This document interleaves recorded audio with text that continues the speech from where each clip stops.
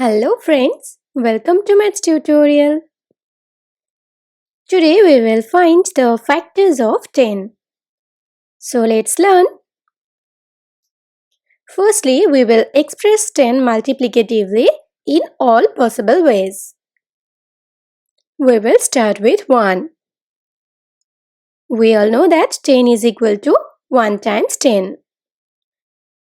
Now try for 2, and we know that 2 times 5 is equal to 10.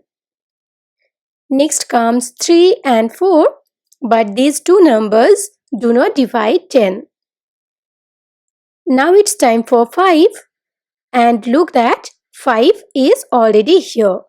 So we will not move further. So we have obtained all the factors of 10, which are 1, 2, 5 and 10. So the total number of factors of 10 is 4.